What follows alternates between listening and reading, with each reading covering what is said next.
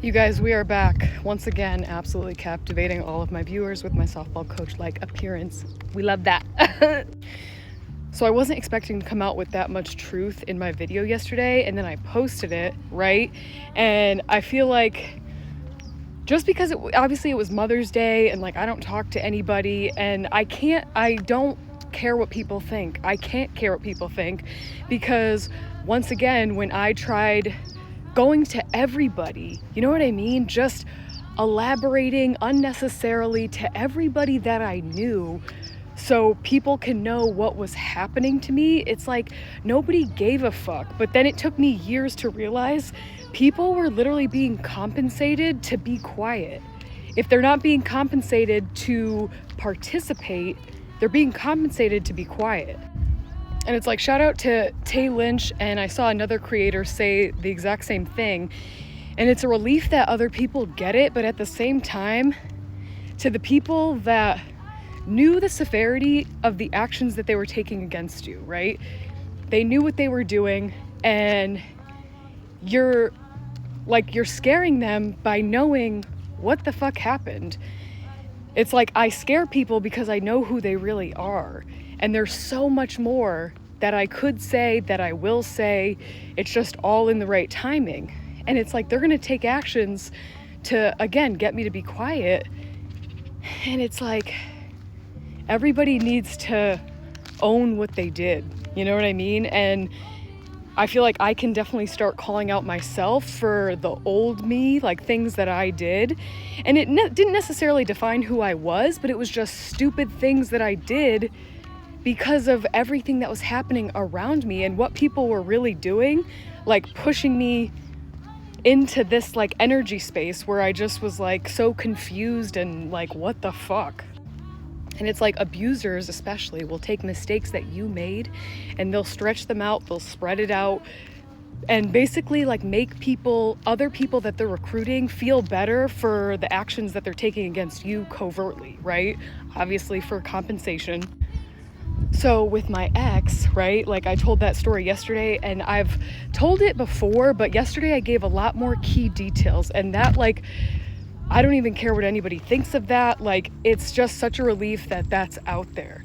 There were so many other times where I would wake up from being with him, right, and I would get out of bed and my toenail would hurt so bad that I remember one time I literally like fell out of bed and I was like, holy fuck. I was like, my toenail. I was like, what kind of ingrown toenail is this? And I remember seeing the look on his face, and I remember thinking to myself, and mind you, this happened all the time, where I was like, why do I feel weird? Something feels weird. And it's like that slow process of just waking up.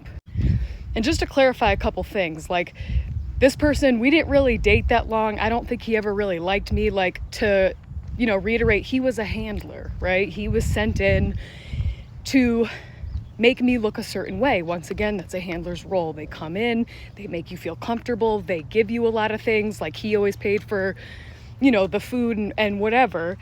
And it's just like, that's their role, to just slowly change the narrative about you while simultaneously tampering with your stuff. You know, it's like to change your appearance.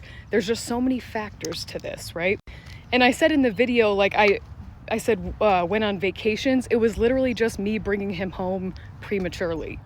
Like, I look back and I'm like, Ash, you're a fucking idiot, dude. Like, literally. And then to have him, like I said, like sleep with a family member right under my nose and exposing that publicly, I know that person is freaking out. I know that person is in denial.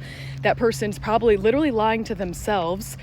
And it's like, I saw this person with no pants on, just a big t-shirt, come out of the bathroom, go back into her room, and my ex was in the bathroom and then came out. And it's like, people, if you want to live in denial, whatever. But I had a dream about this person's sister last night. And it's like, that person was always very dear to my heart, but they, you know, like everybody else, probably think that I'm fucking insane. And when you're in this position, you really can't care what the fuck anybody thinks. You know what I mean? People are gonna believe what they want to believe. And if they don't want to wake up to what's really happening, who people really are around them, that's their own business. That's, you know what I'm saying? And also when people obviously cheat on their partner and, you know, in a drunken state, they're gonna lie to themselves and they're gonna wanna believe their own lies, right? And it's like, I already called myself out for being a piece of shit in the sense that I was just abusing substances, you know? I was just living life on my own terms. I make this joke all the time that I'm like, I loved it, because especially when you have people preying on you unbeknownst to you, like I said, you can still, awake or not, your body knows when like something isn't right, things aren't right. And just that desire to escape reality, right? And I just, at the time I was doing stand-up, and it was just helping me. I was telling myself like it was helping me write funnier like skits and things like that. And if anybody is struggling with substance abuse of any kind, you really have to use your ego.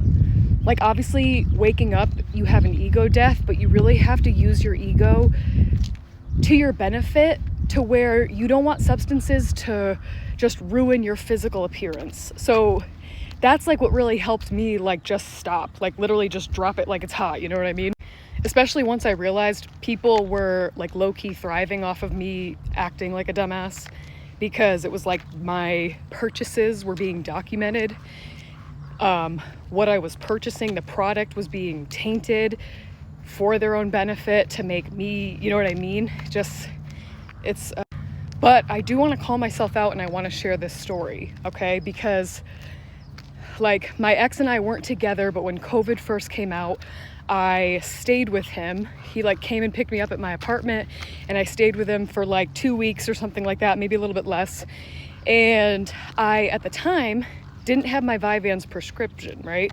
So I was actually buying like the street ads, and I didn't have enough for the whole time that I was there. And it's like I already shared what this person was doing to me, like shrugging me unbeknownst to me, doing weird stuff to me. So it was like, I couldn't even describe how I was feeling. But especially like waking up the next day and like, you go from taking a Schmadderall to just like running out. And this person had a Vyvanse prescription, and I knew that just feeling when someone doesn't like you, you know what I mean? And I just used all of that as an excuse, and I just started taking one of his Vyvanse a day. Like a total fucking piece of shit, you know what I mean? And he definitely had cameras in his apartment, and he knew. And I noticed like he started treating like, like just pushing me away blatantly. And I immediately felt that he knew that I was taking them, and I just like didn't care. And if anybody ever feels like you're just lost, like you're with somebody but you're not really with them, you're with somebody and they don't really see you, that's why it's always so important to evaluate the people that are around you and how does your body feel when you're with them. You really got to pay attention to these things and take actions that are going to be best for you, for your higher self, for your fucking soul. So that person ended up like, you know what I mean? Like things got weird, and I just had friends pick me up, and a couple weeks later he ended up calling me out over text message, and I didn't try to lie or anything. I literally was like, I'm really glad that you called me out on that.